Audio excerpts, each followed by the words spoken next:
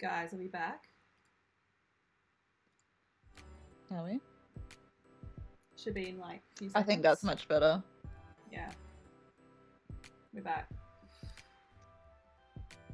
That new text too much. It's just too much. Just wasn't dealing. It's all the dealing. I tried to get all fancy and absolutely fucked myself. I've got the old camera up, so we're good. We're good to go. Guys, thanks for hanging around with my tech issues. You know how much it frustrates me. And you guys, thank you for being here. Just going to turn this down. All right. Welcome, everybody. Hello to everybody in the chat. We've got Cherie Louise. Hello. So good to see you here, also known as my best friend. Bestie Best. Oh, Gypsy J, can I just say, friggin' MVP lately. Thank you. That's lovely of you to say. Yes. Jay showing up. You're showing up. Showing up and showing out, you know? Guys, I'm really excited to chat to Cherie tonight. Not only because she's my best friend, but she's friggin' amazing, and I've got so much awesome stuff to talk to her about. The main thing that we have to mention to start with is that we have had so many amazing photos together that I collated today. Thanks, Seb. And yeah, we've been summarizing our last 8 years, and we've been like, what are we forgetting here? Yeah, where are the bits that we've forgotten? But while you're introducing yourself and telling us a little bit about yourself, I'm gonna do a bit of a run through these photos that I found of our I feel like it's more than 8 years now, isn't it? Well, no, we met when I was 20, so. Oh, you're an old bitch now. Oh my god. Yeah, Kiki, Kiki, what's good? Nice to see you here. Well, I'll start with the day that we met. So the weekend. The weekend that we met. So first of all, Cherie and I met via Twitter. We were Twitter friends for many years, and then you came to Melbourne to do a shoot with Cosmo magazine. Cleo. Sorry, Cleo. So close. Cleo magazine, which was like a really big deal for you, and you've asked me to shoot it, and Kiki. So this is the first night that we went out, is that right?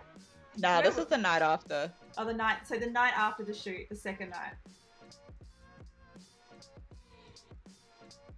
Yeah, so the first night is the one where we went to a certain gallery, and then this one is when we went to Laundry Bar. A certain gallery. We went to the men's gallery, Cherie. We went to men's gallery. We went to a strip club the first This time art gallery. We went to an art gallery. We totally went to the strip club and we bonded. And do you remember there was the girl that had like a half-shaved Looked head exactly like me? like Michelle. Yeah, she looked like me, and I was like, I love this girl. She's my stripper. Let's pay her. So that was how we bonded. Everyone's talking about the photo bomber behind you there. Archie in the background. That's Archie. That's a friend of ours. So Loves a photo bomb. Loves a photo bomb. But yeah, actually, I need to scroll through these. Like, hang on, let me go. Yeah, we know. Yeah, we know. I'm sure you'd do it to a stranger too. It was back when like my lashes were like this. Yeah, well, we're gonna see. Okay, You can't tell because these photos are taken on potatoes, but like the eye makeup was out of this world. Of course, Kiki. That's so funny. So yeah, Cherie was actually a baby. So you were 20 and I was 31 or 32. But we need to mention this because there is actually a massive age difference between us. But yeah, massive. Massive, like huge. And when I met you... Like so big. Michelle's so old. Okay, that's enough, bitch. But when I met you, I was like, I have never met anyone that just gets me like you do. Like, it was just like amazing. It was just instant bond. Yeah, she picked me up from the airport and I just got in the car and I was like, all right, here we go. Here we go. Let's go. We're besties. And that was it. So, welcome to the crew. Is it Separa? Trev, what nice to see you. Sarah? Sarah? Oh my god, you said that way better than me. Sarah. It's definitely Sarah. Sounds like... Yeah. Sarah, for sure. Welcome to the crew. And the other thing I need to get you guys to know is that you're definitely going to see my my midlife crisis happen in a range of photographs of a range of hairstyles. Yeah, different hairstyles and looks over the journey that we're being together, that we've been hanging out together. But we were going out a lot at the start, so there's lots of pretty hilarious photos. Oh yeah. But anyway, let's tell us about yourself. How do you describe yourself? If someone says, like, what do you do? How do you like, what are your adjectives to your life? I am,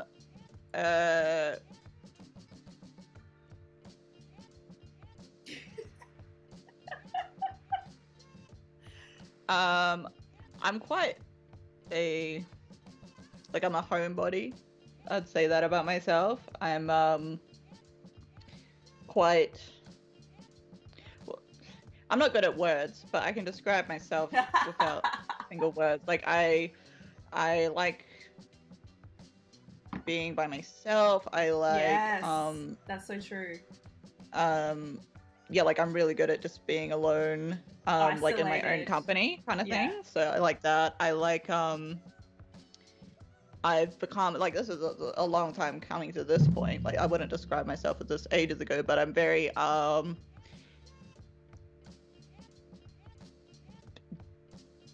basically, I don't let outside opinions affect me too much. So that's comes with, you know, confidence and strength, to not care so much about other people's judgments of me. Yes, agree, 100%. I consider myself quite straightforward. To the point. I don't know how to fluff things very well. Not in like a dickhead kind of way, but just in a You're very honest. I'll be honest, and I won't try and like. You won't sugarcoat things. You just make be like, something out of something that's not there. Yeah. So I love my friends, and yeah, I wouldn't keep people around if I didn't truly love them, basically. Yeah, that's true. That's true. And I'm a very, I'll say, like, hyper vigilant. I notice a lot of things, like attention to detail, that kind of thing. Also probably anxiety induced. I just like always like, oh, that's something's going on over there, that kind of thing. I am passionate about few things, but the few things that I am passionate about, I really do care about as well. So yeah. Hopefully we'll get into some of those things tonight as well. But the first thing that you touched on, in terms of like not letting outside opinions bother you, is probably the thing that I find the most inspiring about you, because it's the exact opposite of myself. And you are constantly teaching me how to be better at that, because I'm really bad at it. And you know how, you know, external things can really bother me. Yeah. It's like, if you don't even like that person, why do you care about if they like you, right? Because I want everybody to like you. You know, this is the biggest issue that I have in my life. Oh my god, yes.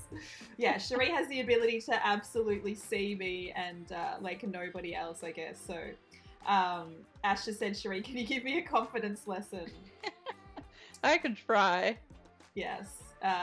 You can really tell the year based on the eyebrows. Comes with a lot of detachment and detachment from emotion and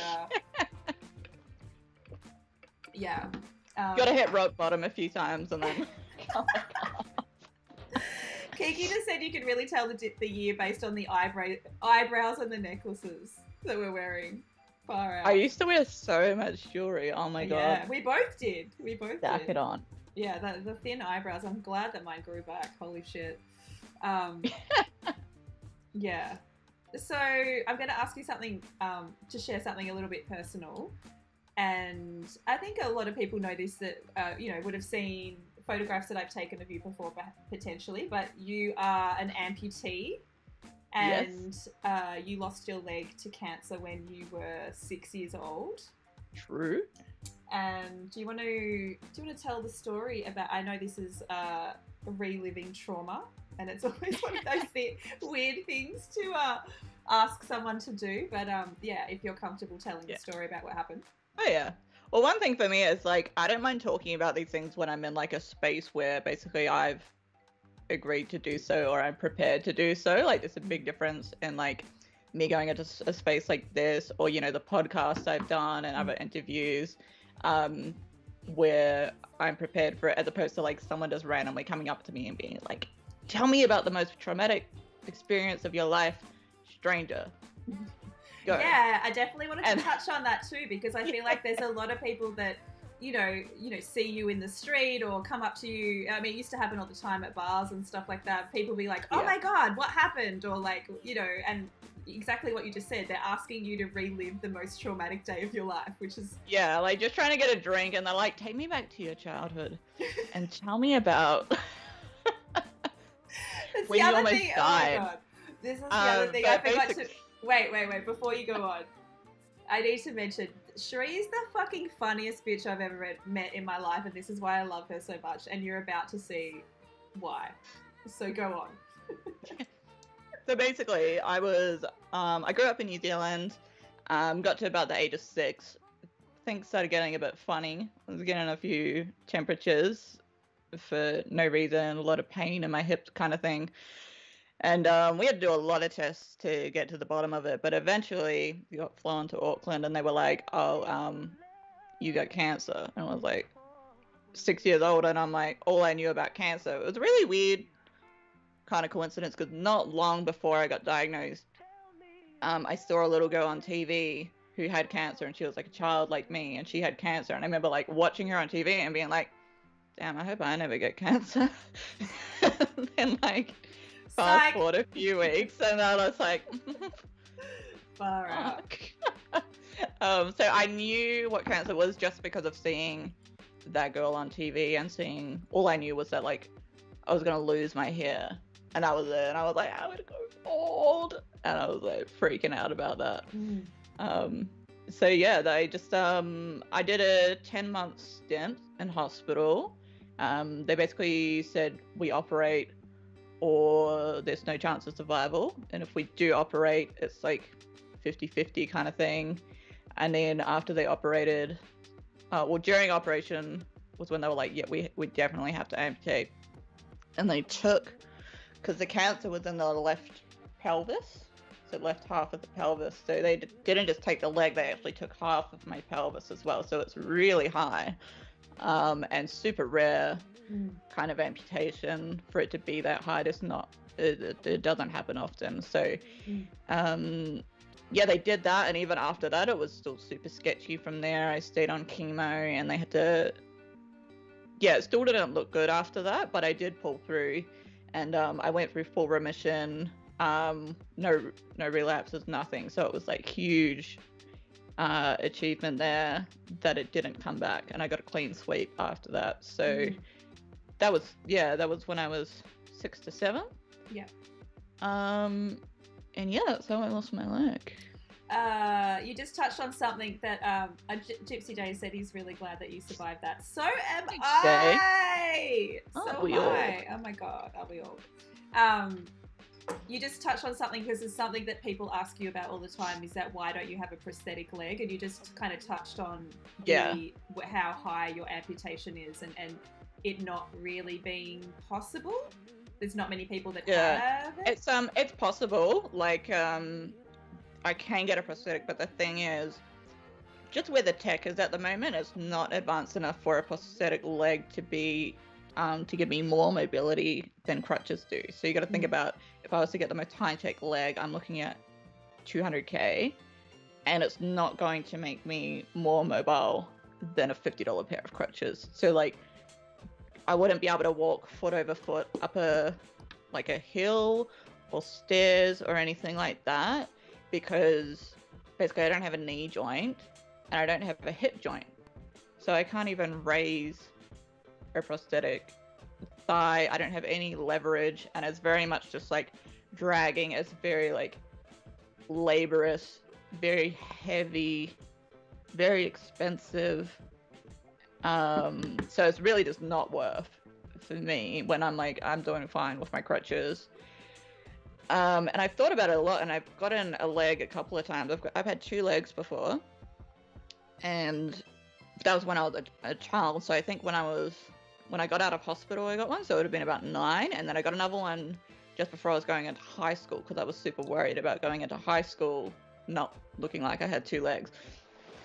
And I just never used them because they just slowed me down so much, and they were so hard to use, and like the knees would collapse, and they were just a mess.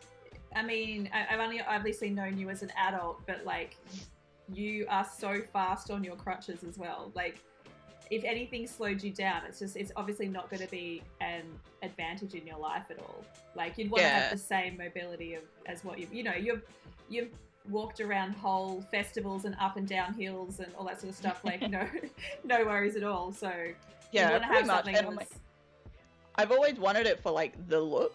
I've always wanted it to like look like I had 2 legs when I was younger. And then, because now I'm at a point where I'm like, I don't really care if I look like I have 2 legs or not. Who cares? Yeah. Which was a long journey to get to that point. But now that I'm at that point, I'm like,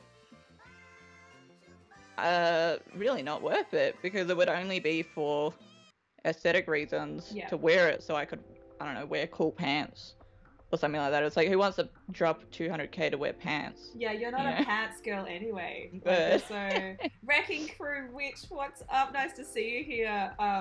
Yeah, you were just not a pants girl. I just could never see that. So what would be the point? Like, your skirts. I know. Right. Sure.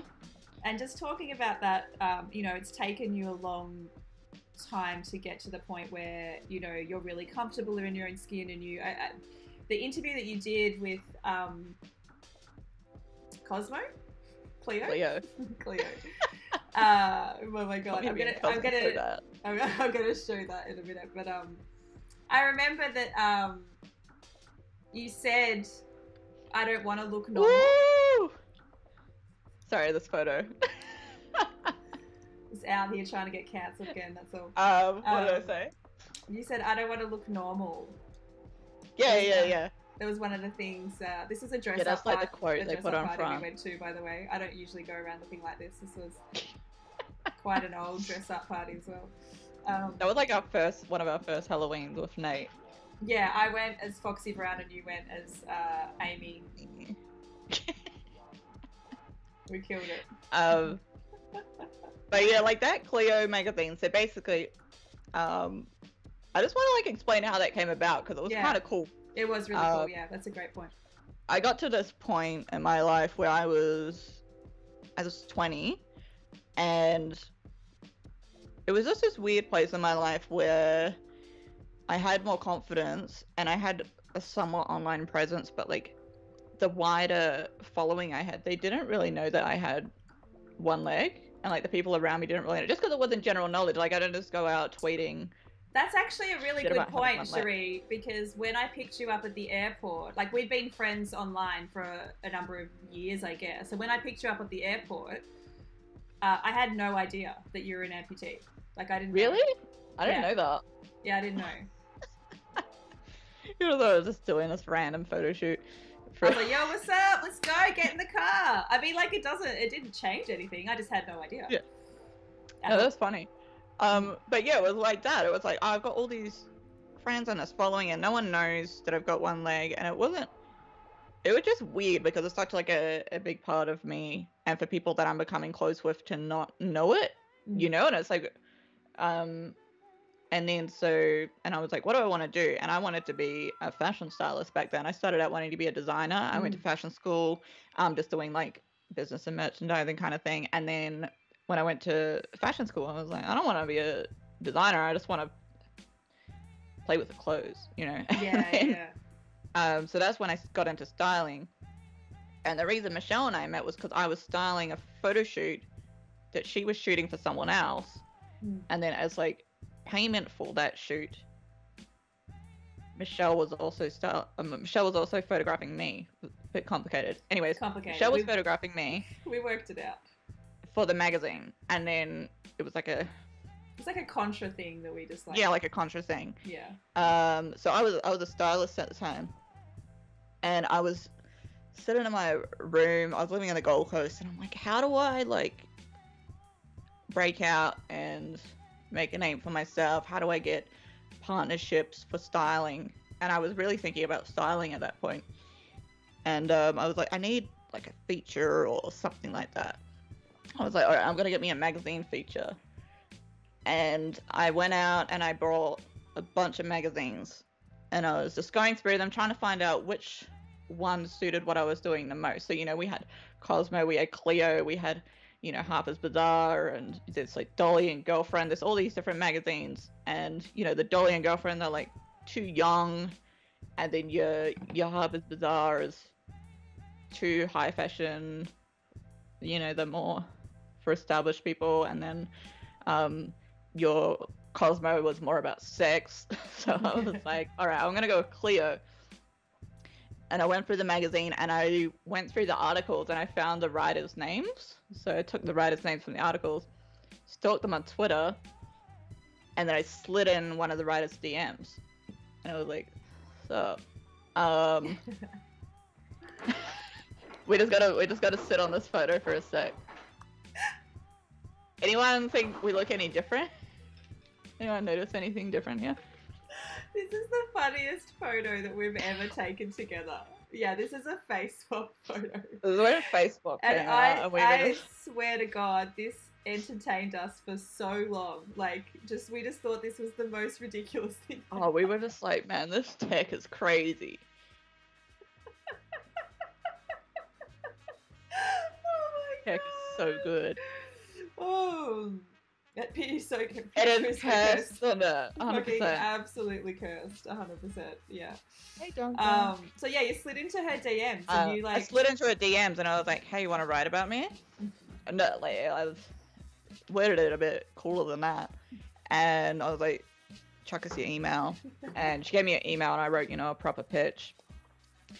And I just made it really easy for them. I was like, "All right, this is a story, gonna have photos. It's gonna be sick.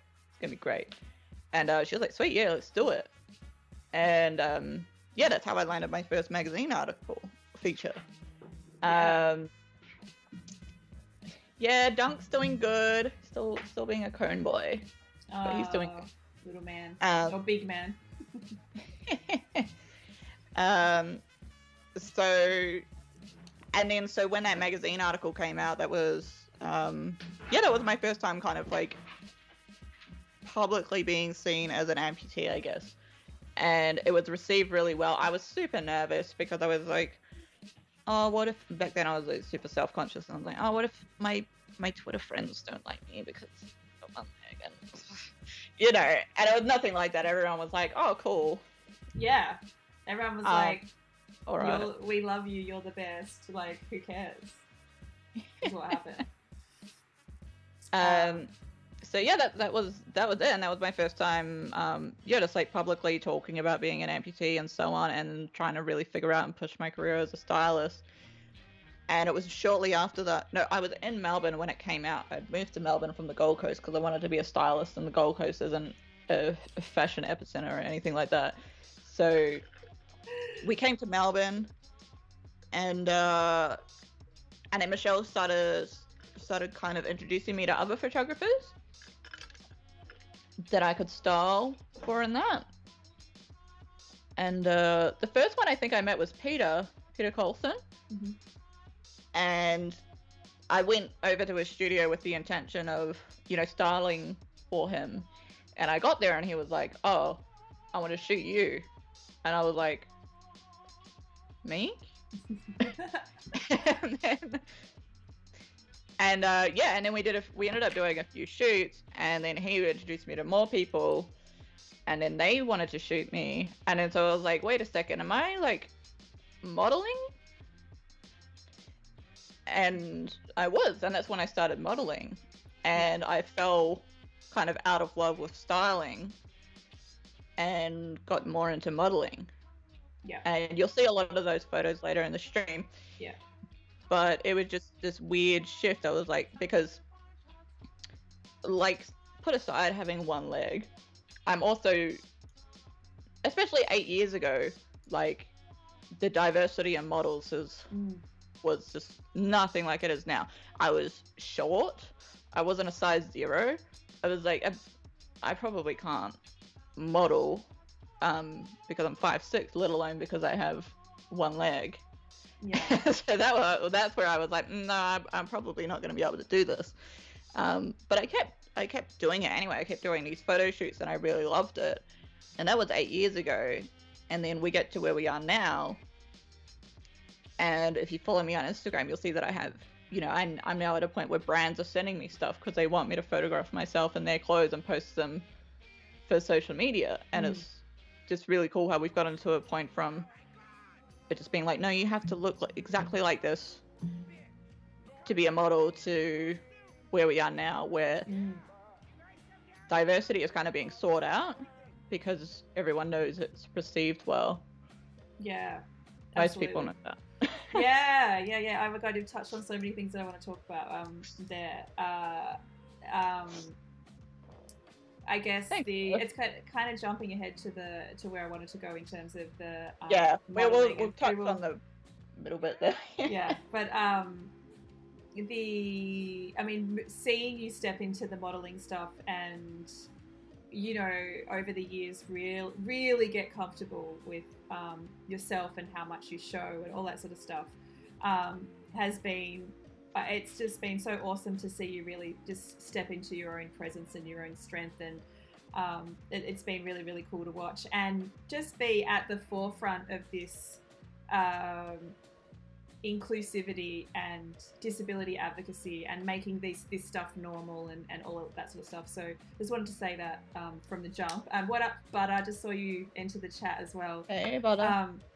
Because something you've always told me is that, like, you've never really wanted to see yourself as inspiring, and it's a word that people will use when they see you all the time because you are really inspiring to people. But your whole thing is like, I'm just going about my regular day. Like, I'm just a person that and you don't see yourself represented. You don't see yourself represented in film.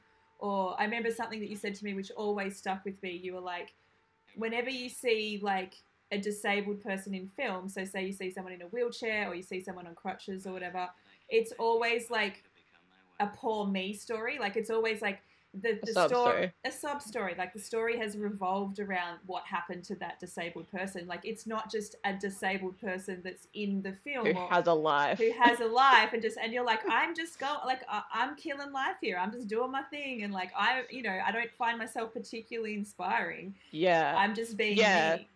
With inspiring, it's like, I don't mind when people call me inspiring in a way that's like not condescending. So when I'm doing good things and people are inspired by good things, I think people should be inspired by good things, right? Yes. So when I do good things and people are inspired by it, like, love it. But when I'm doing something that's just like every day, you know, getting a coffee, doing my groceries, crossing the street, going to if a you call me bar. inspiring for that, it's like, how low is the bar? You know, like, how low is the bar that you set for me?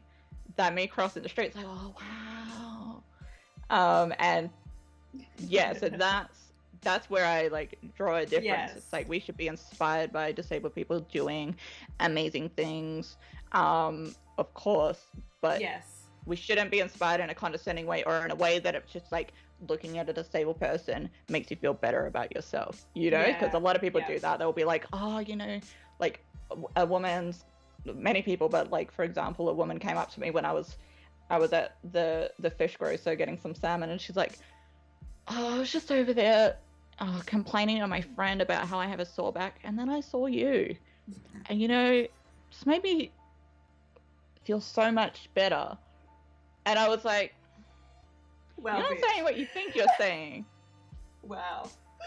I was just like, you know, I was just having a really bad day, and you just really put in perspective. And I'm like, my life isn't worse than yours. because you looked at me. Oh my god, this is amazing though, because it takes me into the next topic of like things exactly like that people have said to you, or weird experiences that you've had, because you've had some of the weirdest experiences of people like doing things or saying things to you. Can you share some of the stories that you've, because some of the things you've told me over the years, I'm just like, if I hadn't have seen them myself, I would just be like, I can't believe it. It's always when I'm by myself too. Well, there's been somewhere I've had friends around, but most of the time it's when I'm by myself and I'm just like, why is no one here to see this shit? And then sometimes when like disabled people, they tweet about this kind of thing and people will reply and say that they're lying. They're like, no one would ever do that. It's like, oh, but they do. So like, there was one time I was in Melbourne CBD and I was just crossing the street, and this guy like halfway through the intersection just grabs me and picks me up, and he's like, I'm gonna help this girl cross the road, even though she's already halfway across the road. She's good. I'm gonna pick her up. Pick her up. And he picks me up and like tries to carry me, and I'm like, I'm good. I'm fine. And big bruh. Big size bra. And I was like on my way to meet Michelle at some event or something, and I get there and I'm like, you like, this just happened, and I'm like, what the fuck?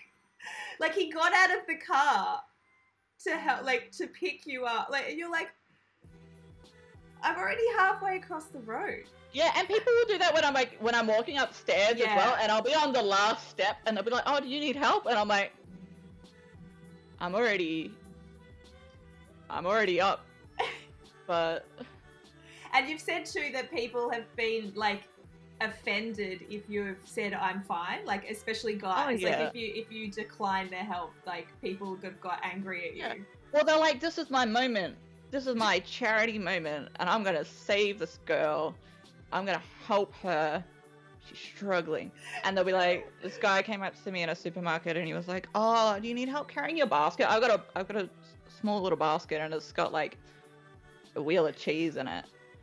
And I'm like, I'm good.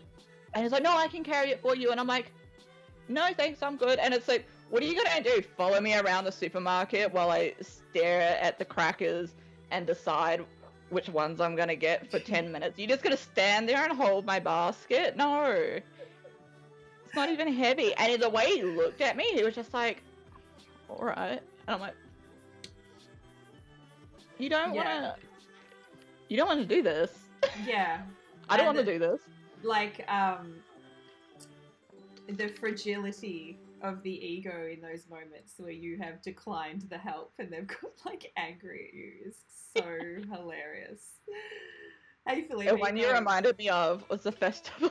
Oh, the festival. Okay, this story is so funny because I definitely witnessed this. So we went it was a festival, so keep in mind I'm like a little bit loose. You're a bit lit. Yeah, so there was a special like disabled toilet that had a code on it. Like you got a special code for it. So when you go to these festivals, the disabled toilets, generally if they're good, they'll have like a code or something so that disabled people, they apply for access before the festival, they get the code, so when they're at the festivals, they can access these toilets and they don't have 100 drunk festival goers just, you know, lining up and making you wait for hours kind of thing. And so I went into the disabled toilet. I had a code to get in. So if you get in, you're meant to be there. You have to prove that you're disabled and everything.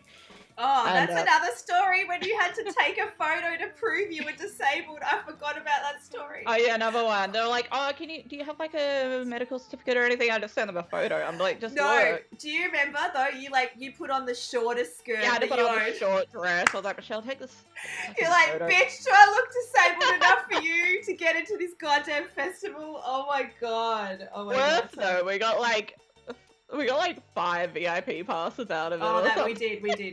I forgot. We actually cleaned up that instance. We did. Yeah. It saved us. It is. Anyway, so toilet. Disabled toilet. The light doesn't work in there, so I have to go in with my friend. So like one of us has to like hold the torch, you know, because it's pitch black in there. And so we're in there, and then we're about to walk out, and I'm literally about to open the door, and I hear this banging on the side. And you know what Portaloo kind of things are like, where it's just a small little thing. So this is like really loud, and the girl's banging, and she's like, "Get out of there! There's an actually disabled person who needs to use the toilet." And then I was like about to open the door, and I was like, "Oh damn!" And I just like busted it open like a movie. I was like so dramatic. So dramatic. I was like, this is my moment. And I walk out, and there's two girls standing there. No one else is anywhere near the toilet. So it's these two girls and a girl who's using a wheelchair. And I'm like, all right, it was one of these two girls. No way it was the girl in the wheelchair, because you wouldn't have said, like, there's an actual disabled person who needs to use the toilet. This girl's not talking in third person. So, oh, that's one of these two girls, 100%. And the way they looked at me when I walked out, I was like, who the fuck just knocked on the side of the toilet? Was it you? And I just like pointed directly at them. I was like, was it you? And they're like, no. And like looking at the ground, it wasn't me. And I was like, and I can't remember. I was like, am I not like disabled enough to use this toilet? And they were just like, the shame. Am I not disabled enough? I love like, that do so not much. knock on toilets. And Yeah. assume who's in there. Yes. It was Yes. me walking into this swamp. It was you. But I was just like, I was so pissed. I was just like, I love that stuff though. Like when I'm in the spirit, I'll just embarrass people. Hey. Yeah. Hey Sanju, nice to see you here. Sanju. Good to see you here. You've had that too, like even when you're driving your car too, haven't you? Like if you pull up to a disabled spot or something, people will like give you dirty looks before you get out of the car, and then you're like, yeah, they were like, I've had like people come up to me and they've been like, that's a disabled spot, and I'm like, yeah, but there was this one guy. I went to the shopping center, and I was in a mood for it because I was having a bad day. I pulled up. I was like heading to the doctors or something. I was in a bad mood. And I pulled up, parked my car in the disabled spot, and this man, so like I'm parked, you know, like that, this is the back of my car. This man drives and he puts his car right here, like behind mine, like blocking it in, even though I'm parking. I'm like, all right. And he starts beeping, and I'm like, and I kind of wave like, oh, I'm not leaving. Not that I could anyways, because you're blocking me in. And then he keeps beeping, and I'm like gathering my things, you know. And then he gets out of his car, and he comes over up to my passenger side window, and he's like, this is a disabled spot. And I'm like, no shit. And then he's like, where's your permit? And I'm like, here it is. And then the look he gave me, he was just like, and he walks back to his car, and I get out, and then so of course then you can see the full body situation, and I was just like, is this fucking disabled enough for you? And then he looked me up and down, and he just like got in his car and just like, oh my god, I love you so much. I remember when you told me that story, because you were like you said, you were in a mood that day, and you were just like, he tried me. He fucking tried I find it hilarious when I'm like, it was like a little outlet for me, because I was having a bad day and I got to blow off some steam, you know? But sometimes I'm just in a more like reclusive, anxious mood. Yeah. And someone saying those things just like makes me more anxious. But when I'm in that mood, ready to respond to it, that's when it's the best. It's like so funny. Yeah, totally. And you'll never do it again, you know? Totally. And you do deal with that stuff so well. I know when we first became friends, you used to laugh at me because I would notice all the people that were staring at you and get really angry. And you were like, I don't even notice it anymore. And if you like, can't pay attention, yeah, it's just too much. It's too much. Like there's this, but if you're walking down the street with Cherie, like the stares and the comments, and I just like fucking grease those people off so bad. I'll just be like, or just say something to me like, are you guys right? Or like, I get hey, so, Adam. Hey, my Adam. big sister's like that. Like, you know, my big sister, like, she'll pop off. But like when I was a kid and we would be at the supermarket and stuff, she would just be fuming every time. She would just hate it. But I used to be really affected by it. I used to just notice everyone looking at me, and then I got to a point I was like, no one's ever gonna stop staring, so I've just got to not pay attention. Yeah. So I can get on with my day. Yeah, and you really don't notice it anymore. Like it's I literally just like tunnel vision. I'm on a mission where whatever I'm doing, and if people are gonna stare at me, it's totally fine. Whatever, other people will see them and see how ridiculous it looks. Yeah. Jarvis has said what's up in the chat as well. Jarvis! This is Cherie Berry. Cherie Berry's here. That's something I also wanted to mention too. I've said this to you so many times when we've been out, but like I totally forget. And so sometimes like, you know, we'll be in the car or whatever and you'll get out and I'll just stop and just be like, look me up and down? Yeah, I'll look you up and down. I'll be like, like doing some math in her head. I'm like, fucking what? Oh my god, I forgot you only have one leg. I forget all the time. It's so weird. Like it's a really weird phenomenon, but yeah, that's totally a thing.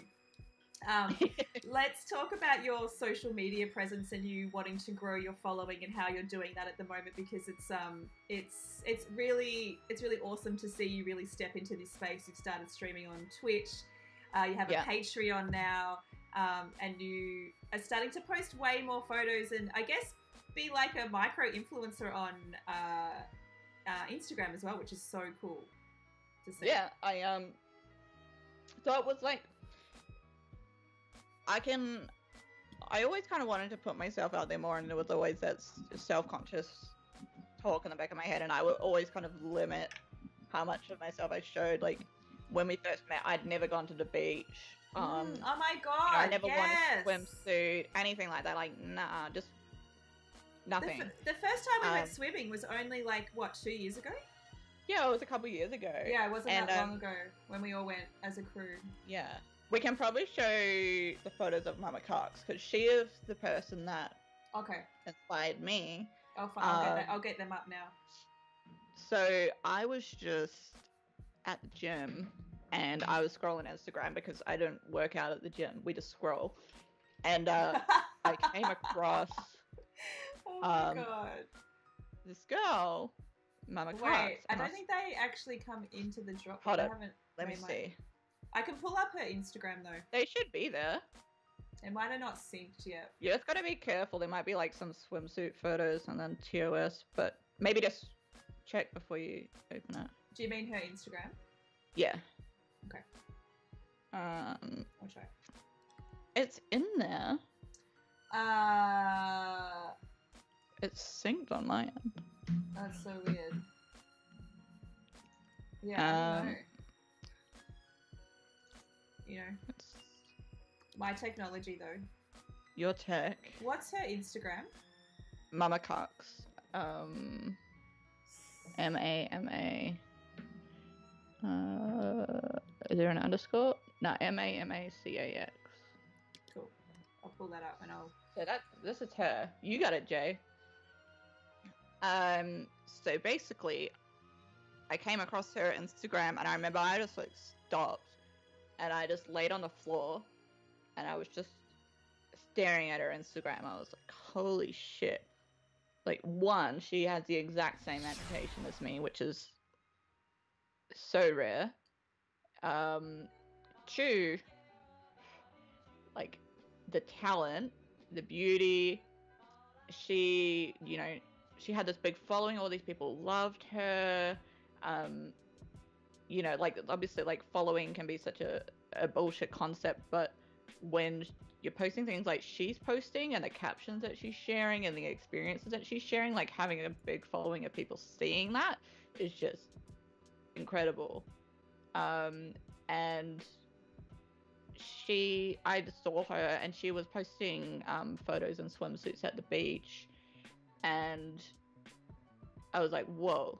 Like, she was showing like her scars and so the parts of myself that I've always avoided showing, and she was just doing it out there on Instagram, and I was like, god damn. And she was just so beautiful. And I befriended her on Instagram, and she she was just killing it. Like, she ended up in the Savage Fenty runway show for Rihanna. She was doing like Nike ads, you know, like major brands were working with her and just loved her.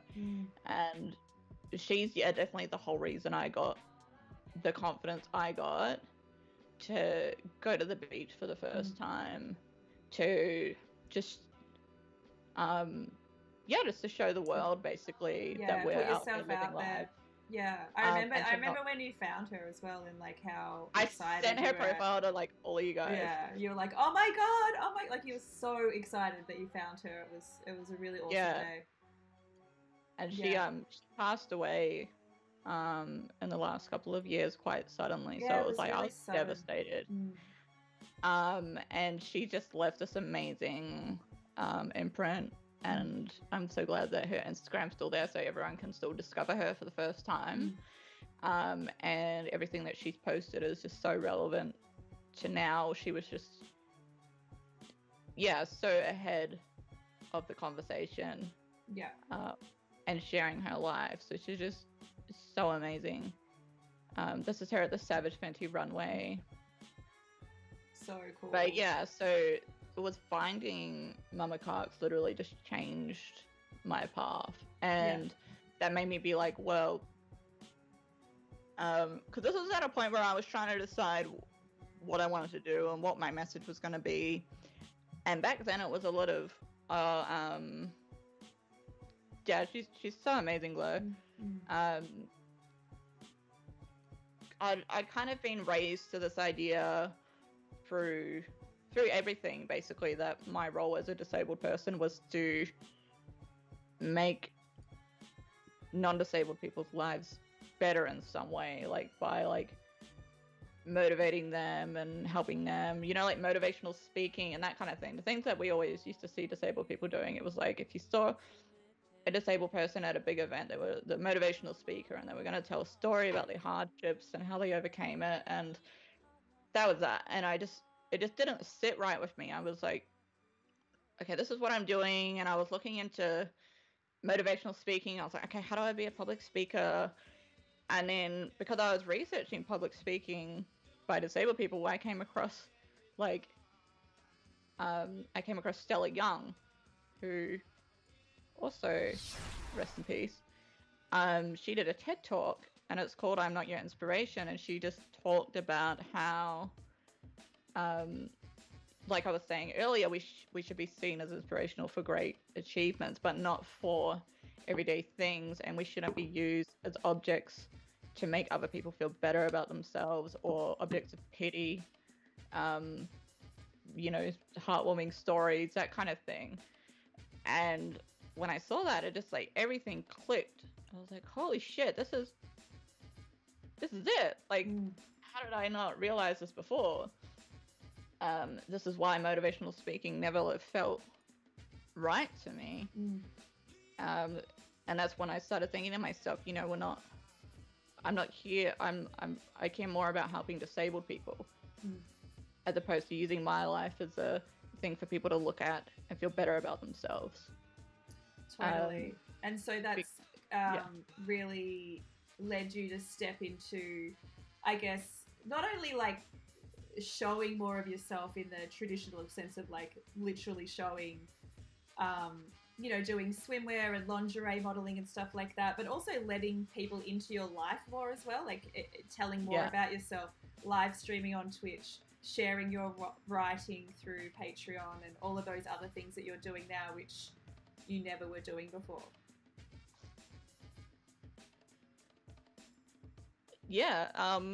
Well, it was really stressful the first time I started putting like photos out of myself like in swimsuits and so on.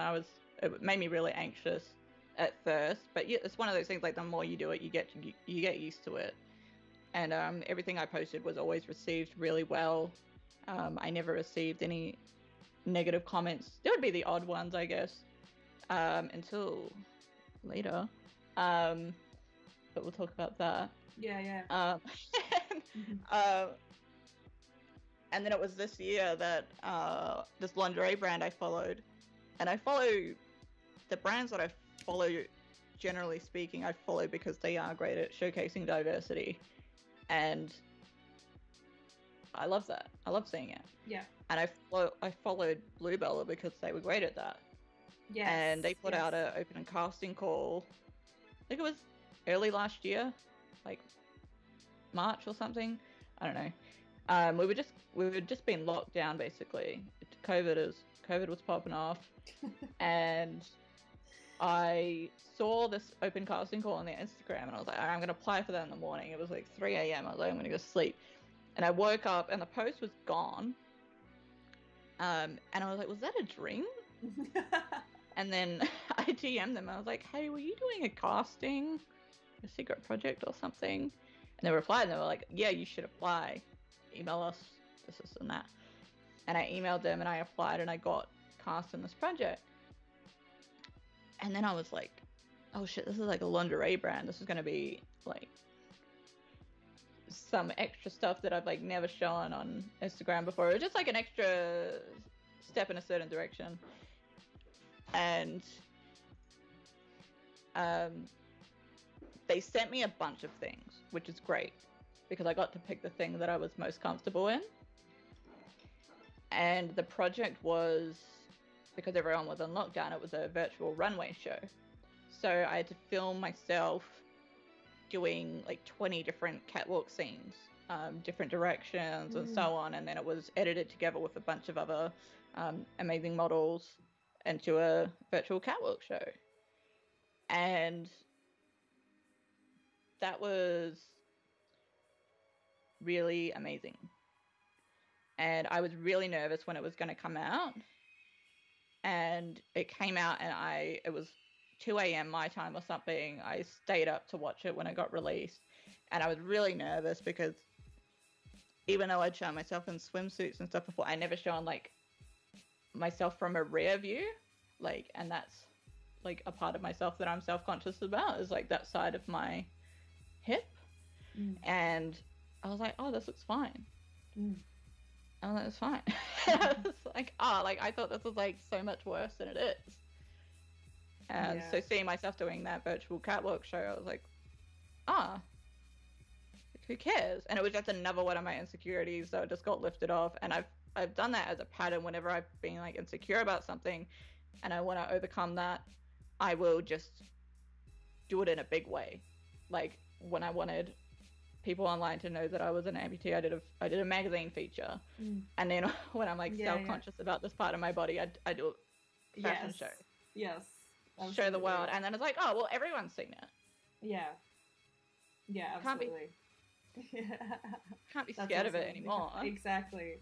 Glow, I just saw your message, and Cherie did explain in terms of being inspiring, you know, when she's not offended by it, and when she's just doing regular things. We kind of went on to, you know, like if she's walking down the street and people are like, oh my god, you're so inspiring just for being outside, and she's like, for doing the bare minimum. The bare minimum. She's like, what? I'm just at the supermarket. Like, well, it's a condescending thing, not for me doing something good. Exactly, I want to get into some of the photos, your favourite photos. See you, Matt. Thanks for hanging out. Do you mind if I turn the aircon on real quick? Yeah, go for it, babe. Sweating. Sweat. We're going to show some of Cherie's favourite photos in a sec, which stuff that I've taken and other photographers have taken as well. But also, if you have, actually, we want you to sweat it out. Feel free, if you have questions as well, pop them in the chat and we'll try and get to them at the end as well. So don't feel shy to ask stuff. So we're going to get into the photos, Cherie. Back. I'll pop them up on the screen so we can go through some of your favorite photos. Exactly. You speak so articulately. Like, you got a job, and they're like, good for you. You got a job. You. Okay, so the first photo that is up is it by Adrian Carmody? Yeah, Adrian Carmody. Whoa, is that really loud? Carmody? Yeah, it's alright. So this was... Adrian is amazing, by the way. I found him on Instagram, I think. And you know, whenever you used to model, so you would know this. It's like whenever you're gonna do a shoot with like a new male photographer, there's always that feeling of like, are they gonna be weird when I meet them? Mm-hmm. And but I scoped out who he'd worked with before, and you know, they were kind of familiar people, and I was like, okay, well, these people are, you know, quite established and so on. So I was like, okay, I think he's chill. Yeah. And I went, and he was exactly that. He was incredible. Like, Yeah. so just made me feel completely comfortable. And I just took over some basic black pieces and some, you know what we do, we just grab random pieces of fabric. This is what I was going to say. This is like we'll see when we do the photos, when we show the photos of our collabs, but this is a trend that we like consistently have throughout all of our shoots. It's like, what random piece of material can we shoot with today? And this is, you guys did something similar.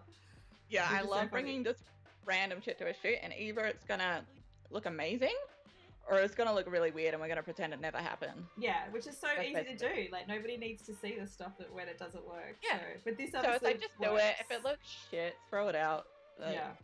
It's cool. Yeah. But yeah, he just shot me at his unit, and he does very moody. He likes a lot of movement in his photos too. So a lot of his, I don't know your photography speak, but where you've got kind of like the delayed. Yeah, it's probably a long exposure of slow yeah, that. Yeah, awesome. Yeah, I love that stuff too. It's really cool. Yeah, he does a lot of that kind of thing, and he really connects with his models so that their emotion comes out. So yeah, this was one of the shoots that I did, I think just before I left Melbourne, and I was just, I was really trying to figure out what I was doing at this time. I was like, am I modeling? What's going on? With my life? Yeah. Yeah, that's kind of what was happening. So I wasn't really committed to it, but I was just like, I'm going to explore it. Yeah. See what happens. Awesome. Well, I'll show the next photo, which is also by Adrian. Is that, I'm assuming, from the same shoot as well? Yeah, so it's the same shoot. I love this one. Yeah, this is gorgeous. Because you can just see my face. Yeah. Like but you can tell that my eyes are closed, that I'm just thinking about some shit. You can also see your amazing lips, which Lippies. People always accuse you of having like lip filler or lip injections. I can tell you this bitch, she's had these lips since she was born. I've seen photos of her as a child. They are 100% natural, and I'm so jealous. They're just like stunning. So, do you remember that? Yeah, there was people like a makeup lying artist? too, and I'm like, I've got a needle phobia. Ain't nothing. Yeah. Coming here. Oh my god, do you have a needle phobia? Holy shit! I was there for Cherie's first ever tattoo. Her first ever tattoo, which is the size, it's like this big. This big. And she fainted. And I thought she freaking died. I thought she just like, her eyes rolled in the back of her head. And the tattoo artist was like laughing. And I was like, what is going on? And you just like you kind of started convulsing as well. Yeah, I do that. It was so scary. I was like, what the hell is happening to my friend? But then I've also seen you in hospitals at other times where you've done the same thing, like with a needle in your arm or something. So like, it's definitely a thing. I'm like, no more tattoos for you. You are banned from getting tattoos. Yeah, and then I had to finish it afterwards. Oh my god. Oh my god. Anyway, that was a funny story. A lot of fun. Let's have a look at the next. Shit. I like tried to. I don't even care about needles, and I'll go into like a blood test or something, and I'm like, it's chill, it's fine. And then my brain's just like, nah, snaps. Yes. I'm gone, and I wake up and I'm like shaking off the table. I'm like, well, guess it's still there. Ash said she's prone to fainting as well, so. This is another photo. This is one of mine, actually. Yeah. Look at your goddamn lips. I can't even deal. This was a shoot where we bought a bunch of random fabric, but this was just a dress upside down. I think I was trying to take the dress off or something, and it got stuck around my head, and I think it got stuck, and I was like, that looks good. Let's roll with it. Like.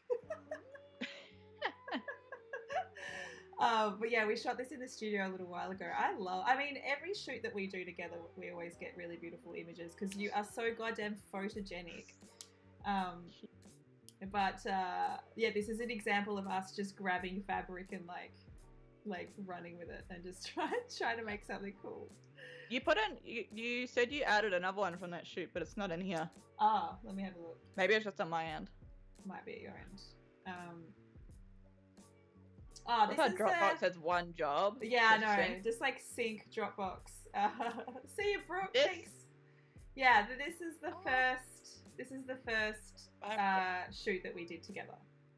So this. Yeah, this was the Cleo shoot, and this is the only photo we can share that doesn't breach TOS. Yeah, yeah. This is. The rest would probably. We have so many good photos that we can't share because Twitch is scared of titty. Oh my god! So. Not even a titty, like just a implication of a titty.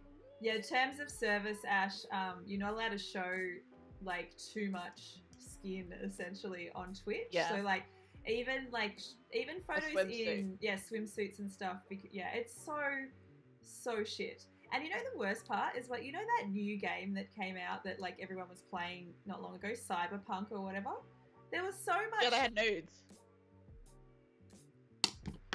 And so you're not going to let photographers show stuff that we do as a job, but you're going to let the gamers show like the size of their dick and stuff. Like, I don't get it. Like, whatever. Not a mood. But anyway, this is the first day that we ever met. This was like, we met the night before, but this was the shoot day. This was one of the shots that got into Cleo. So very cool. Yeah. This is a headshot that I did for you at some stage. Yeah, we did that.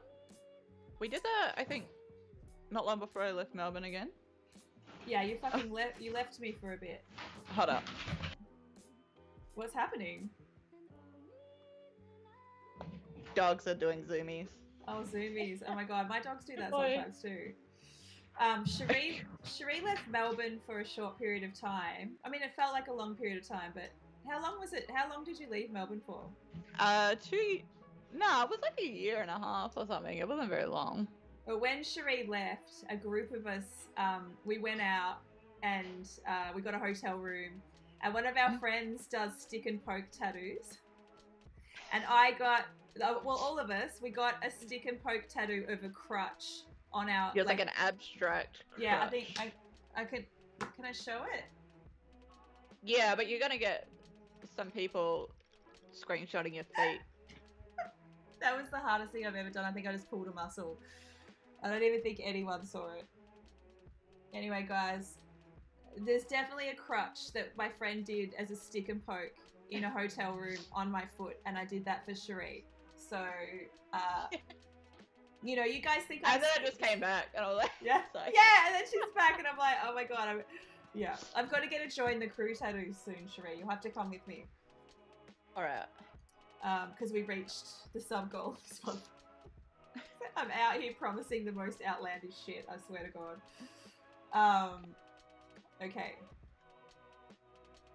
This is another time where we just grabbed some random material in the studio. Yeah, that was the same one. Oh! Not that one. We got a raid! We got a thick... Fantoni. We got a thick raid from my babeface Fantoni himself. Raiders! Thick. You just missed Matt Vicky. He just left, Fantoni. Oh my god, I'm so glad that you're here though. Thanks for popping in. Yeah, you just missed him. You missed your bromance. I got in trouble from Instagram today for writing the comment to Fantoni, I would beat you in a shootout. And they said that I was trying to incite violence. TOS. But I would beat him in a shootout, so yes. I'm loving these quotes, by the way, guys. Oh, Shelly Sketch!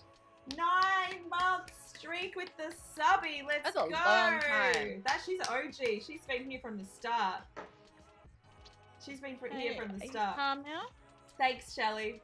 That's awesome. Yeah, Glow got my quotes working this week. Like, how friggin' amazing is he? And then Gypsy J entered all of the quotes that have ever happened that we've been taking notes of. Just too much love. Wow, you had the notepad ready. Honestly, you guys. Too much. Okay, so that's you, Glow. Glow, whenever he explains something to me, he's being really patient. He'll be like, okay, so, and then like explain what I need to do. That's his quote of the year. Surprise, you crept in. I'm so glad you're here. Oh my god. It's been 9 months since I started streaming, so yes. Anyone that's got the 9-month subby jacket is an OG. You guys are OGs. Stream Baby is due. Stream Baby is absolutely due. Yes, this is another time in the studio, Cherie, that we just grabbed some curtains or something. What did we? Yeah, and I just rolled around on the floor. Yeah, that was fun. We definitely. I was just trying out some new lighting and stuff. I think this day as well. So. Good boy. This was on the same day where we did some long exposure, as well. Is it? I think it was a different one. Was it? No, I don't know. But yeah, it's in the same. This was another one of those ones where I was just like, I'm gonna bring this $2 tutu from Salvo's. That's like a kids' Halloween costume section. Yes, you did. You brought the $2 tutu. Oh my god. Mixed with like a Zimmerman swimsuit. Ash! Oh my god, Ash just did the follow each command and it said she's only been following me for 4 days. Did you change your name or something? 4 days! Glow says 5 months and he's been here from the start. 4 days is so funny though because Ash has been here from the first stream. I don't know. Oh my god, that's so funny. Oh shit. Good boy. And this is from the same day as well. These black and white shots turned out so good. So good. I've got to get you to resend all of these to me because I lost them in my computer. Yeah, I have them, so it's good. But this was like my hat was like the size of it was like this like big. the northern continent. Yeah, it was like the biggest hat you've ever seen. Wait, that's not even a thing. The northern continent of I meant the northern America. hemisphere. Oh my god, they're so funny. I don't know. They're on my Instagram at some point. This was a little while ago. I can't remember when this was. A couple of years ago, maybe. Yeah, it was a while back. Yeah, we always do good shit together. This was from a day at the beach where we went out and took some photos. Yes. We took some Yeah, this photos. was for another magazine feature that never came out. Oh yeah, it never came out. It was for like an inclusive magazine too, wasn't it? Like they Yeah, were doing some really like, cool things. Yeah, it was like this chill, like a small kind of, thing. And I was like, oh, they're doing cool things. And then it just never came out. But I'm like, it's like that, you know? Yeah, that sometimes happens for sure. Yeah. But we got some great photos. And this was like, I was like being a mountain goat, like scaling the cliff. Cherie literally like scaled up a cliff for this particular photo. Like, if you knew how high this was above sea level. We call this the mountain goat photo. Like it's constantly referred to as like, should we like get that mountain goat one out? Or let's use that mountain goat photo. Because she climbed up and slipping and everything. I almost died like 20 times. You did almost die, yeah. But we, you know. And in the water, I almost died there. Yeah, and the beach was packed. There were so many people on the beach. Like, I think, is the next one the water one? Let me check. Oh no, this is the cave one. This is the cave. This is at the beach, but it's in the cave. In the cave, yeah. These photos were so good. They all turned out really beautiful. Yeah. And there was like 100 people watching us just like climbing the cliffs, getting in the water, and that's where I was like really thankful for. Yeah, getting to a point where I don't care about the people staring at me in a space. Yes, otherwise, I would have been super nervous. I was just like, you all have your summer beach day. I'm over here doing a photo shoot. You were absolutely. You just were queen of the beach that day. You just took over and these turned out so beautiful.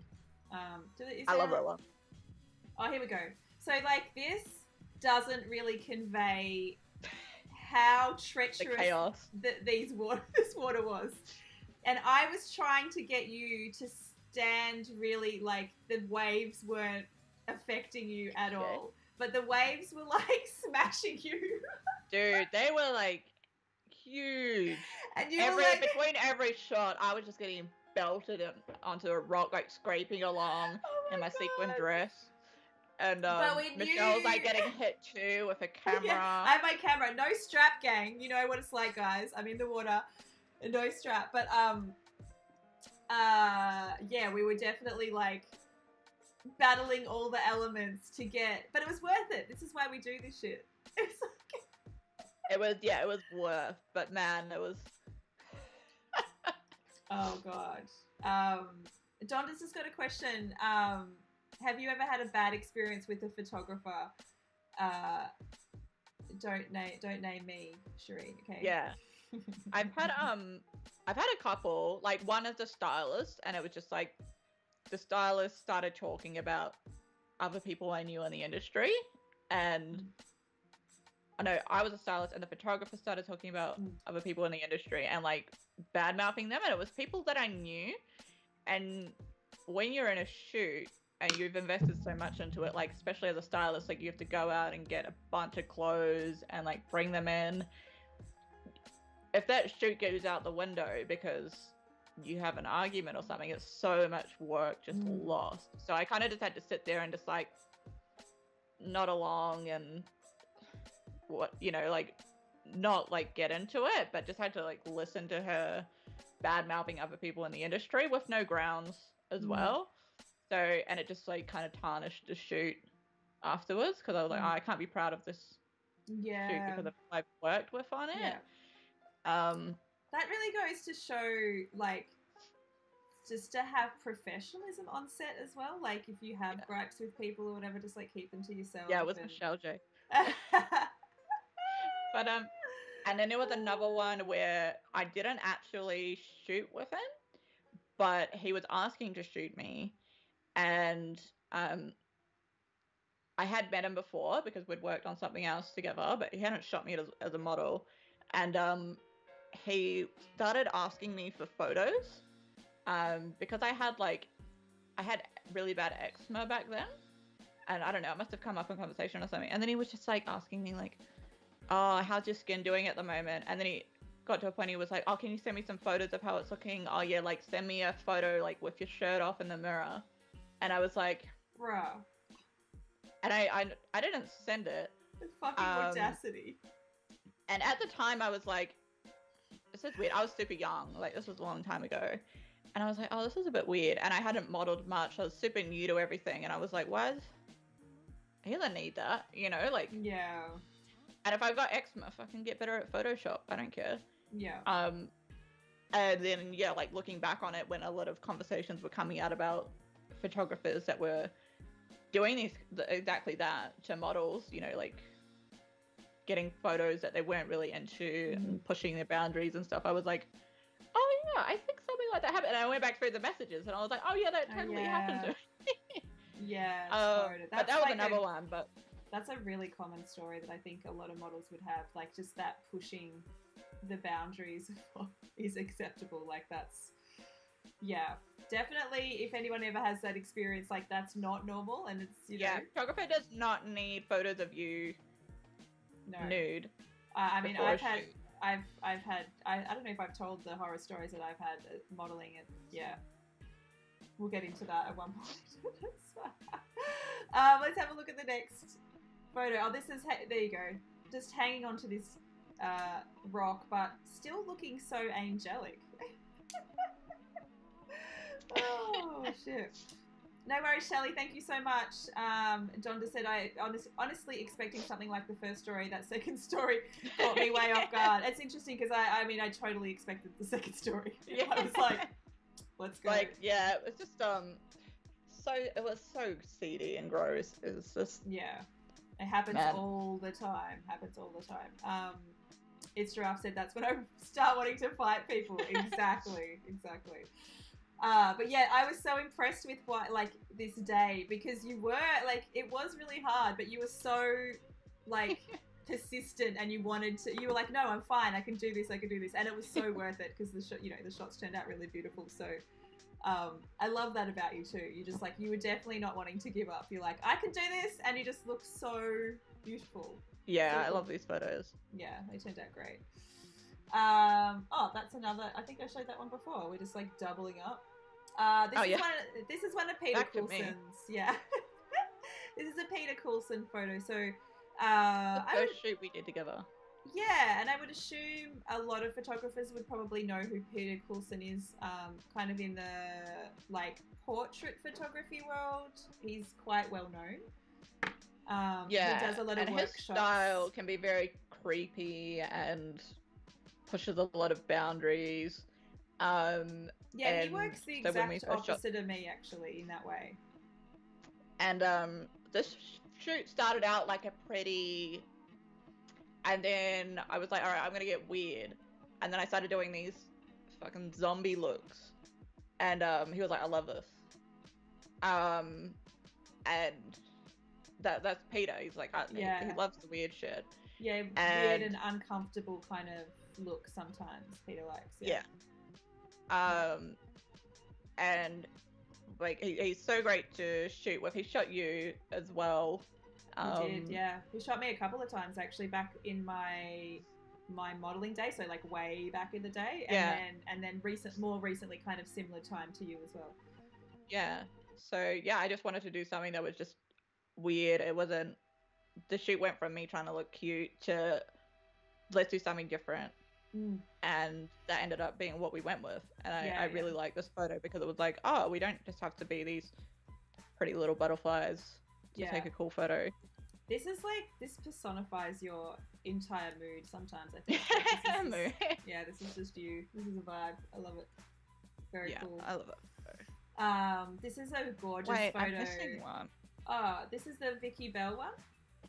This is one of my favorite photos. Yeah, this is stunning. This is really. I'm just gonna get this other photo because we have to show it. Okay. Cool. So this was with Vicky Bell and Vicky Vajara styled it. So was this the one that was entered into a competition and they accused her of photoshopping your leg out? That's the last one. Okay. She entered the other one, but we'll show them. Yeah. So this one, it was like the effort that went into it was so cool. Vicky Vergara bought all of these like props, like this kind of spine thing going over my head. If you can see that. Yeah. She brought these amazing pieces. She did my hair and makeup. Vicky Vergara does everything. She takes photos, she styles, she does makeup, she does hair, she does literally everything. But this was photographed by another Vicky Bell. And the way it was set up, can you hear me while I'm typing over here? Yeah. The way it was set up was, Peter's studio, but basically there's like a mezzanine level over his rolly, what do you call it? Psych. Over a psych area. Yeah. So there's like a mezzanine, and it's like 3 meters high. I want to say 4. Yeah. It's really tall. Yeah. So anyways, they're shooting from 4 meters above me, like leaning over the mezzanine, to shoot this. So it was shot in a really cool way. And then these great details, like Vicky edited these tiny little pins into my arms. It's kind of like I'm like almost like a lab experiment kind of thing. Yeah. And I love anything that's like fairy or pixie feels and stuff like that. I love that so much. But yeah, I love this photo. Yeah, it's really beautiful. Let me have a look at the next one. This is another one by Peter. This is such a beautiful portrait of you. It's really stunning. Yeah, that was one of our first as well. Definitely, Peter captures that really moody emotion really well in his like lighting setups, I think. Yeah, definitely. You're very versatile, Cherie. Ash is saying. Thank you. Here we go. But the next one is the one that got entered into a photo competition. Oh yeah, this one. Let's see if I can make it bigger actually. There we go. Yeah, so they accused the photographer of photoshopping out your leg. Yeah, they were just like, oh, it's a good photo, but it's just really obvious that it's like her leg has been photoshopped out.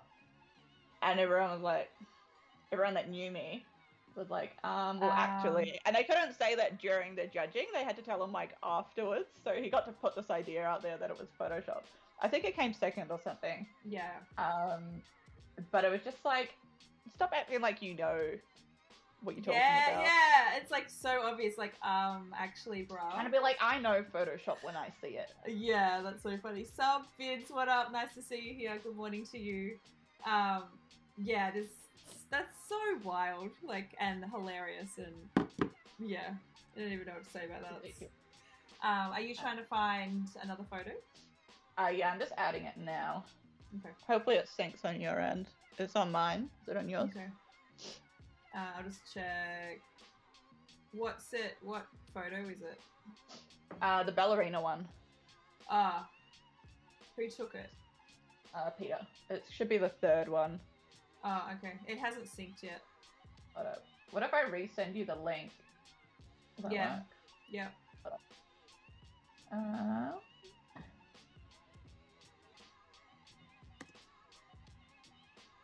Where's Dropbox cheapers? Alright. If you put it in the Skype chat, if it's the Dropbox link, I can open it.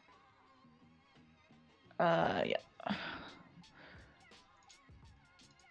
I just went back to the spooky one again. The spooky. Glow said, I hope you tweeted out right after that you were amazed to learn that your leg was photoshopped right out of reality. Okay, I resent the link. Okay. Can I get that in the chat?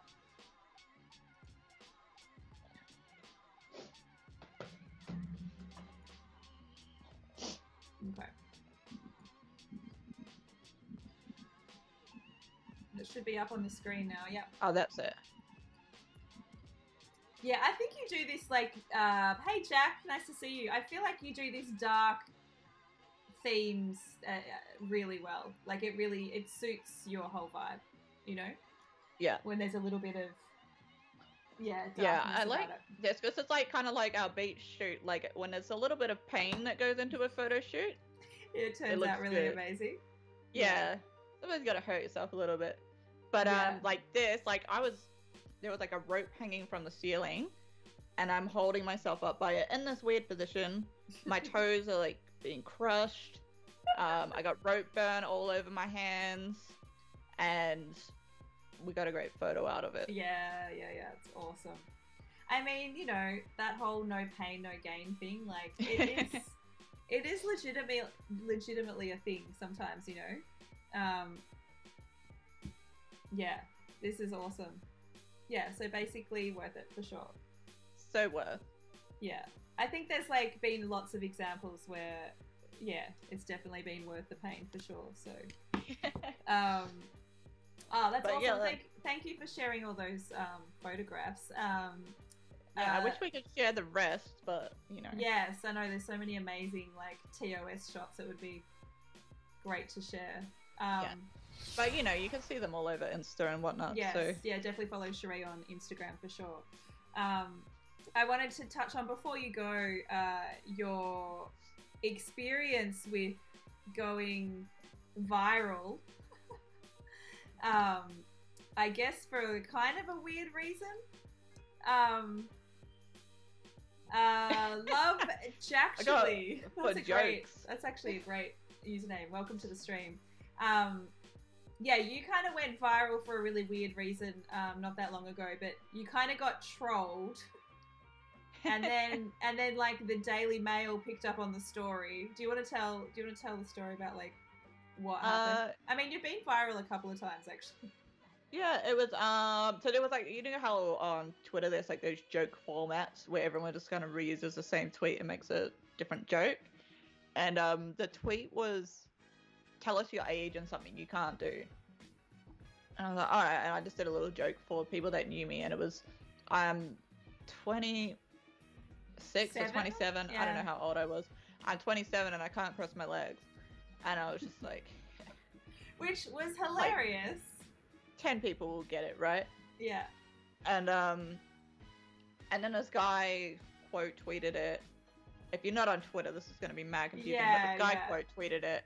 And he was like, LMAO, why? And then I sat there and I was like, do I?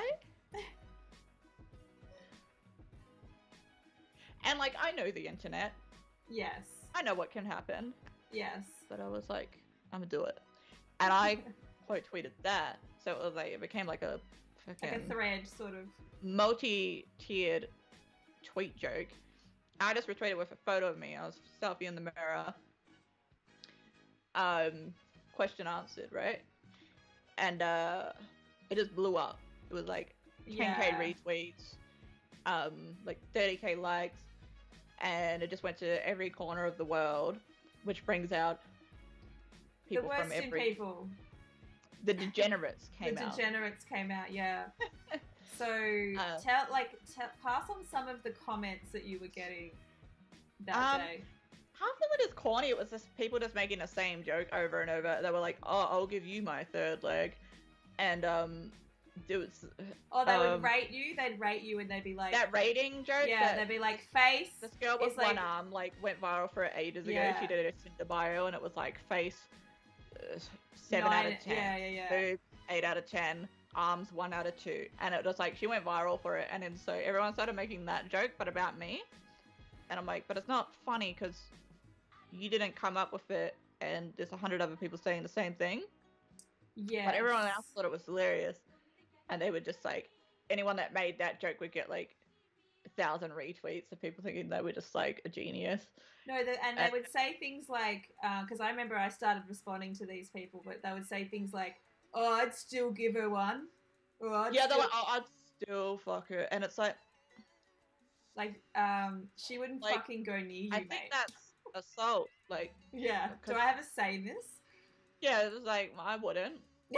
And they're like, and then one guy was like, "Oh, that's relevant," and I'm like, and then some dude was like, "Oh, because she's got one leg, it would be easier to rape her. She can't get away." Yeah. And just stuff like that. And then it was news.com.au that hit me up. And they were like, "Oh, hey, can we write a story about this?" And then I had this other like fork in the road where I was like, do I? I remember you messaging us and I think you were like, "Look, like, what's the worst that can happen? Like, it's already gone viral. Like, it'll be fine." Yeah, I was like, you know, we're already at like, I woke up and my photo was on the front page of Reddit. I don't even know what that meant, but I had a bunch of people DMing me like, "Hey, you're on the front page of Reddit. People are making fun of you," and I'm like, all right. And you know, Reddit is full of degenerates as well, so yeah, incels. It was just Twitter all over again. Yeah. And so it was getting around, and yeah, and then I was like, "Oh, well, fuck it, I'm gonna just do it because I don't care about these people now, and I'm not gonna care about them after I do the article." Sorry. So, and then I just did it. But what I wasn't expecting was that like every country in the world was gonna put it in their news, and it was gonna be on the front page of every major news website in the country. Yeah. It was like everywhere. Jonda. But it was like everywhere. And it was like, I had people that I went to high school with in New Zealand. They were messaging me like, "Hey, I saw you in the news," and I started getting really overwhelmed. I was like, it's one thing to be like viral on Twitter and all that shit, and then to have people in your IRL messaging you that you went to school with, your family. My family was seeing it because like shit that happens on Twitter, my family doesn't see that.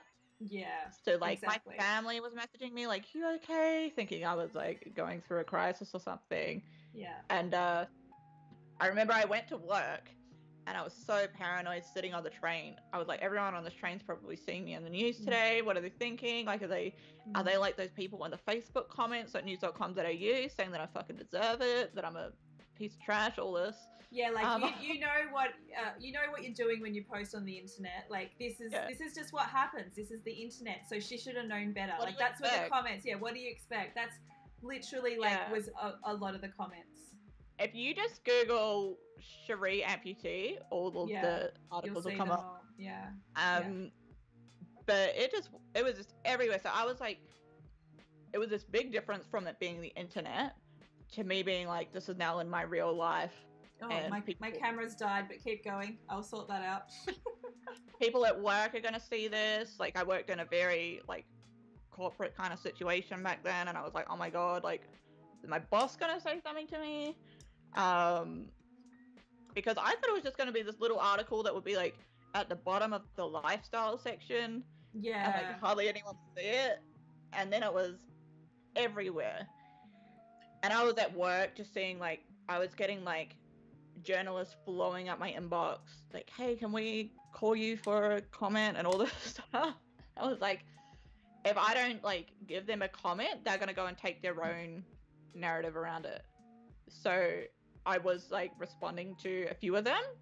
But keep in mind, it was only a few publications that hit me up. Most of them just took it and wrote whatever the hell they wanted. Yeah, that's right. There was a lot of... Yeah. Yeah. I'm just going to pop this on charge. Yeah, so... And then I got home from work, and I remember sitting down, and I heard that it had been, like, another news publication had picked up on it, and I just put the news website in on the old browser, and it was a big one. It was, like, 9 or 7 or something, some shit like that. And I brought it up, and I was, like, front and center on the front page, landing page of the website, and I was like, had a little bit of a panic because I was like, this is like getting too big. And so I had a little panic about that, and it went away really quickly. You know, it was just like overwhelming at first. I was like, I don't know, this is big. And obviously still getting a lot of horrible comments. I had a guy find me on Twitter, and he was like implying that he knew where I lived. He was like, oh, girl from Frankston posts stuff online and then complains about it. And I was like, why do you think I live in Frankston? Because I didn't. He was like, oh, I looked up your IP address. And I'm like, yeah, that's not weird, bro. Okay. And I was like, yeah, that's not normal. That's normal behavior. Why would you read a news article about someone and then try to find out where they live? So he was obviously not a very good hacker, but still creepy. What is wrong with people? Yeah. And then I got picked up by like the biggest Instagram in Indonesia. Yes. Like, the biggest Instagram page in Indonesia. And do you remember that was like they were sending you really lovely comments? Like they were like lovely. Really nice. I got like thousands of Indonesian followers, and they were sending me like the most beautiful DMs. It was like the biggest contrast from all of these Western countries just abusing the shit out of me. And then I got like 1,000 Indonesian people in my DMs like, you're an angel, we love you. And yeah, it was so, I remember you screenshotting stuff and sending it to me going, look how lovely this is so nice. And the other thing that happens, I've tried to explain this to people before, and it's really hard to explain, but you also landed on a lot of devotee websites. Do you want to explain what a devotee is and why they're so interested in you? Yeah, so like this first happened when I was in the Clio magazine, and it wasn't when I was in the magazine, it's when the article got posted to their online website. So, you know, like after a while, after it's been in print, they'll post it on their website after everyone's brought the mag. And it went online, and then I started getting all of these friend requests on Facebook out of nowhere, and I was looking at his profiles, and it was like amputee profiles, but it was really obvious that they weren't real. Yeah.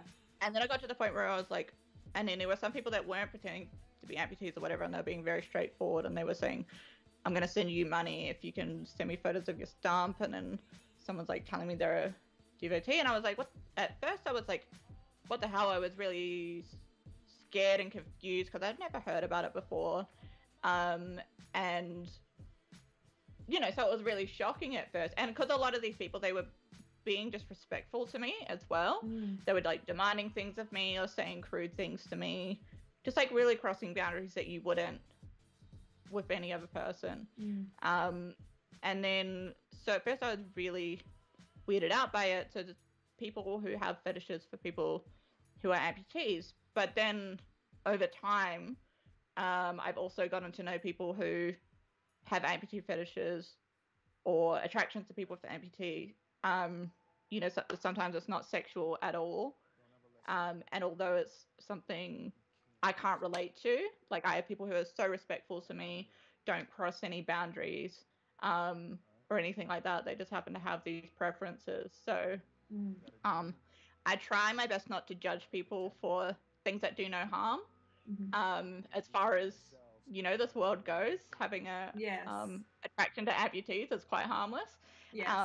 And it's only when they cross that boundary and they start demanding things of me or speaking to me in a way that's really disgusting, disrespectful, that's when I will I'll just be like, that's not okay. Or be sneaky about it too. Like there's been so many examples where they've pretended to be another amputee and contact you and be like, I want to be friends with you, and then like you go to their Facebook page and they follow like 20 like amputee pages. The worst ones were like, they would pretend to be an amputee and they would be like, oh, I'm really struggling, I really hate myself, I really need help, can you help me come to terms with being an amputee and how you do it? And I'm like, why would you, like, one, steal someone's photos to do that, and then two, try to exploit me by lying to me just to, like, talk to me? Like, I'll talk to people. You know, if you're respectful and friendly, I'll talk to you. But there's no need to be deceitful or disrespectful, you know? Gloza said I was today years old when I discovered this was a thing.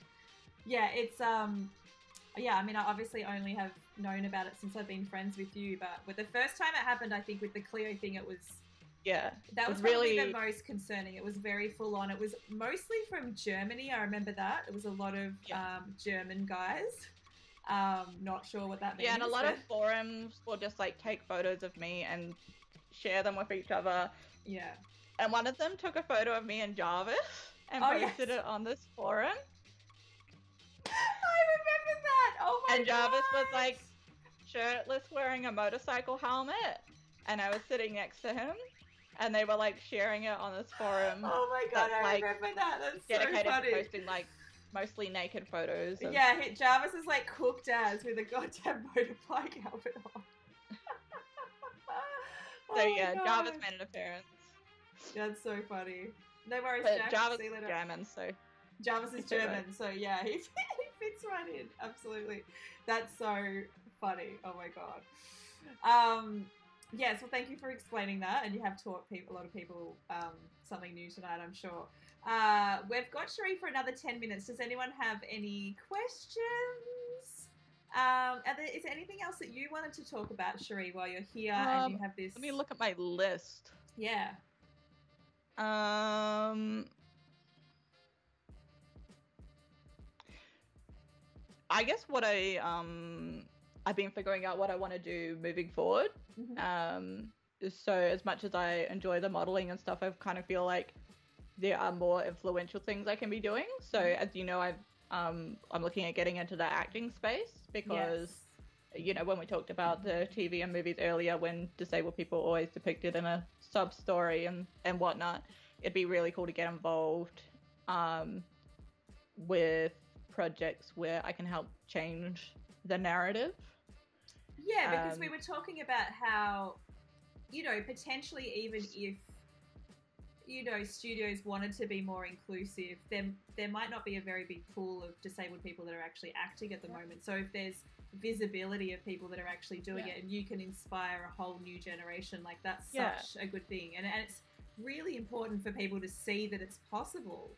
So well, honestly, there are a lot of disabled actors, but it's just like the more of us that there are, the more obvious it'll be. The better it is. And you know, I know so many talented disabled actors and they're doing great things, and I'm just like, oh, there needs to be more. And there's so many disabled people who are just shut out of the industry by default, because if you think about things like acting schools and stuff, if the acting school isn't accessible to a disabled person, they can't even go to class. Yeah. You know, they can't even go to learn it. So, of course, there's going to be, you know, less of us than there should be. Yeah. So we need to get in on all levels. We need to make the training accessible. We need to make the crews more accommodating. So, you know, if you need sign language interpreters, that kind of thing, just make sure that people are actually considering those things and open to casting disabled people for roles that aren't even written as a disabled character. They just cast a disabled actor because they're a great actor, and then their character just happens to be disabled. Yeah. And that's happened a few times. There's a UK show called Years and Years, and there's a wheelchair user in the show, and her name is Ruth Madley, and the character wasn't written as a wheelchair user, but she auditioned and she got the part. And it's just like this, it's just like a side note, you know, how this show isn't, her character isn't about how she became disabled or what her disability is or anything like that. It's just, she just part of the family, doing a thing, and she happens to use a wheelchair. So I love that shit. I want to see more of it. Yeah, totally. I've just changed up the audio levels. Mine or Michelle's? Yeah, I wasn't sure if you meant, yeah. Hopefully I've just pushed your mic up a bit. Because I can turn mine up too. It sounds fine for me, so I'm just, trying to work out where the issue is. I think I never really realized, the whole accessibility thing until, you know, there was a really obvious example of when I went to a festival with you, and we had to go early to get the passes for you that was for the disability access, and just seeing like the complete lack of thought that they'd put into everything that was not only just collecting the passes and how long it took for us to do that, and how you had to prove that you were disabled by taking a photo. Hours. But then when we get to the festival, Michelle, louder please. Okay, I can do that. Hello. Well, that's peaking, so hopefully that's okay. When we got our passes for the next day, the car park, the disabled car park, was so far away from where the entrance was that if you it was further to walk. It was further than the regular park. Further to walk. Like there was just no thought put in if this person was in a wheelchair or if they were in crutches or any of those things. Like, yeah, and they wouldn't let you go through the gate that was right there. We had to fight for it. Like they wanted you to go up the hill and then around through the regular car park, and we were like, into this the main entry. No sense. Like you just need and to then make through it the happen. camping ground to the stages. Yeah, so you're gonna make you could have just gone through the gate right next to the car parks. Yeah, it was wild. It just like there was no, and like you know, it's been really great and so eye-opening to see these things because I go to these events with you because, you know, able-bodied people don't even think about these things, but you know, they might put a ramp somewhere or they might put a little platform, but it's so many things that need to go into what makes something accessible. And and then so I have many the barriers. little like disabled seating, and you're only allowed one friend with you. Oh, so you have to be separated from your crew. Yes, you're allowed one person, and they're super strict about it. It's like, you want two friends? You can only hang with one friend. So many times to us, hasn't it? Like, where we've wanted to, you know, we've been as a big crew, but they're like, well, no, only you two, Cherie, and you one friend can go, and the rest of you guys have to be down there. But you just want to hang out. And I just need to sit down. There's just no thought into. Yeah, it's like the minimal amount of thought that what ticks the boxes for accessibility. It's not really practical. I mean, it's getting so much better, and I know there's a lot of amazing people that are doing consulting and stuff in this space.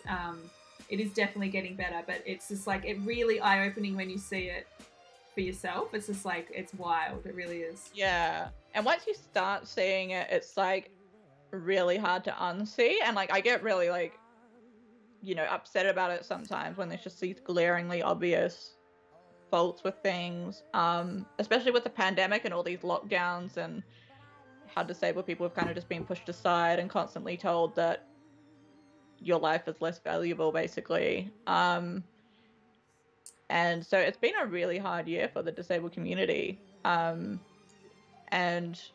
I hope that there's a lot of things during these lockdowns that were like things that would help disabled people, and a lot of things are actually taken away as well. So for example, we've got all of these work from home accommodations now. We've got all of these online facilities, online learning, amazing things that the disabled community has been asking for their whole lives. And we just crossing our fingers that they won't be taken away after this. And then you also see, on the other hand, now that outdoor dining is a thing, the first places that they put it is over the disabled car park. So it's like the disabled people not allowed to go out and I had actually noticed that as well. So that's really, that can be upsetting to see as well. It's like, wow, you just put all this effort into making a space for able-bodied people by taking it away from disabled people. Donda said, would you say a lot of places do what they need to pass the accessibility laws as opposed to actually making things accessible? Totally. And a lot of place, like the laws themselves are super, you know, the bare minimum as well. You won't see a small business like a boutique or something being pushed to be accessible and put a ramp in or something simple, and they'll complain that it's too expensive, even though the government funds these things in certain countries. You get rebates and so on. Some places won't make their spaces accessible because it's not aesthetically pleasing, because they haven't bothered to put some creativity into it, make things look nice. And even just like, there's this bar in the city. I took a friend there, and Naked for Satan. Oh yeah. And we went to go to the rooftop, and because the rooftop is like 3 levels up, and I'm like, oh, is there an elevator? And they're like, yeah, it's just up the stairs. And I'm like, wait, what? I have to go up a flight of stairs to get to the elevator, and you literally had to. I was like, and it's like, I can do a small amount of stairs, but a lot of people can't. So it's like, what? So it becomes inaccessible for those people. Yeah, and I was just like, me and my friend just like looked at each other. We were like, up the stairs? But yeah, there's a lot of things like that, and I'm just like, or a lot of disability advocates that will talk about how they'll call a place ahead of time to find out if it's accessible, and they'll be like, yeah, it's just 1 step, and they're like, 1 step is not accessible. Like, you can't say yes and then say, but it's 1 step. It's like, some people don't realize that, or they're like, oh, we'll just carry you, and it's like, no, you can't just carry someone, especially if they've got a 100-kilo wheelchair as well. Like, and like, some people just like, I mean, a lot of people just not want to be carried. Like, don't touch me. Yeah, like, obviously, and also it's like a OH&S issue, because a lot of people might have, so, you know, brittle bones or easily like dislocatable joints and so on. You pick them up and you injure them, like, you're fucked. Yeah. Amazing. Yes. But yeah, accessibility is like progress, but there's still so much pushback on it. Yeah. But I think like these conversations are really important, so you can actually, like, you know, able-bodied people can see what you guys are going through every single day, and it's like you said, once you become aware of it and you start opening your eyes, you do start seeing it everywhere. It's really wild. I definitely see that. Glow had a great question. He said, question for Cherie, what's the biggest teaching moment you can give to able-bodied people who desire to interact with disabled people in a more considerate, aware, or non-toxic way? Would you say, not asking about, like, their disability? If you don't know someone, don't ask them what happened in a like, there's certain conversations where these things come up naturally, and you know it when it happens because it's just a smooth way that it comes up. But if you're just meeting someone for the first time and they happen to be disabled and you don't know why, you don't need to. If they want to bring it up, they will. If it comes up naturally, it'll happen. But a lot of people, their disabilities come from really traumatic events. So it's best to default to not asking. And if you are trying to break the ice with a disabled person and you're a bit stuck on what to say, just treat it like any other person, you know? Because a lot of people are like, oh, I'm just trying to be friendly and break the ice. And it's like, okay, well, what do you ask other people when you it's are just a trying to break the ice? conversation. Like, what do you do? You know, that kind of thing. Not tell me your most traumatic event. Take me to the dark place, you know? Take me to the dark place. Oh my God. And also, if you are, if you're building a relationship, like a friendship or something with a disabled person, make yourself aware if they have any access needs. So if you want to go out and about with them, you want to go to a restaurant, if you're inviting someone somewhere and say they're a wheelchair user or they have limited mobility, you can do your friend a favor and you can call that place and say, hey, is this accessible for my friend, and so on. You know, just like putting in that effort to make them feel included and accommodated so that they don't have to do it themselves every time. Stress about Does that make sense? So it just makes them feel like they're being considered a bit more, and they don't have to be paranoid like, oh, am I going to be able to go hang out with my friends at this place because you've gone, oh, I've already called them and they said it's accessible if you want to come, you know?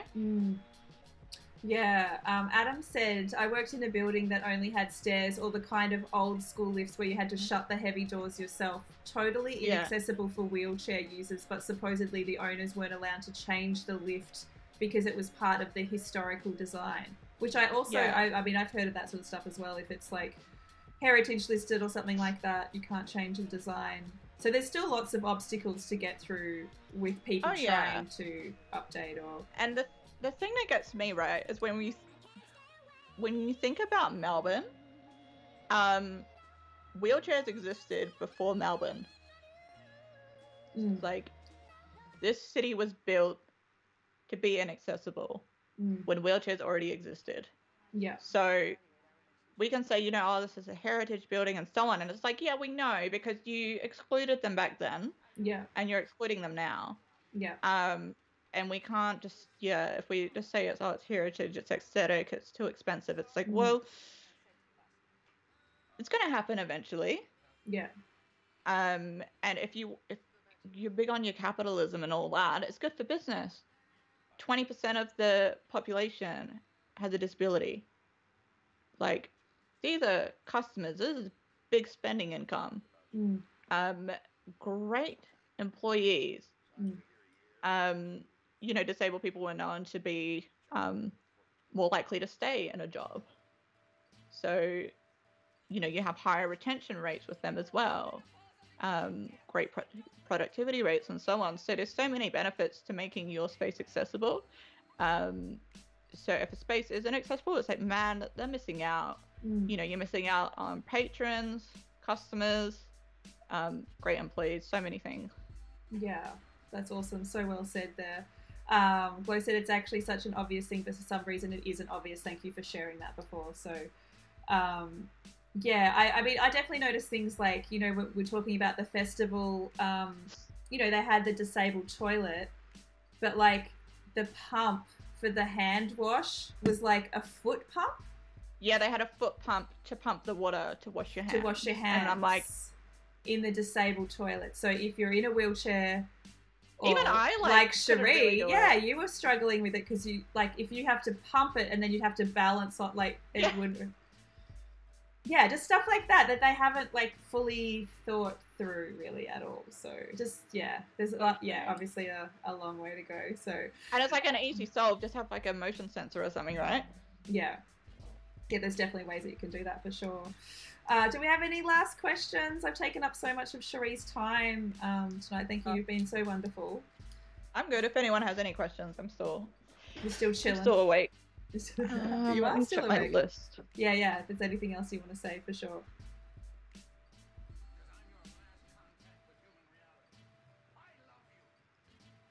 And Adam said too, why should the aesthetic heritage be considered more important than the needs of people here right now? It's ridiculous. That's a great comment. Yeah. Totally agree. Definitely.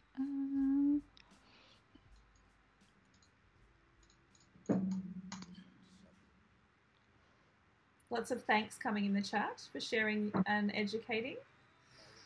Thanks, everyone. Thanks for having me. Do you think you've got all your things off your list? I think so. Okay. It was a big list. Yeah, we got through a lot of stuff, which is awesome. Glow and Ash and Steph and Adam have all said, and Gypsy J have all said thanks. And Chloe, thank you guys for showing so much love to Cherie. It's been a really lovely chat. This is probably, I mean, we did just have a big catch up actually. I was going to say this is the most we've actually talked in a long time. Yeah, we had to have like a Thanks full to COVID. recap. We did have a recap the other week though, which was very fun. At Madame Brussels, we got to have scones, which was lovely. The baby scones. Same time next week, Steph said. It's the Cherie and Michelle hour. Just talking shit. Thanks for coming by, Dunda.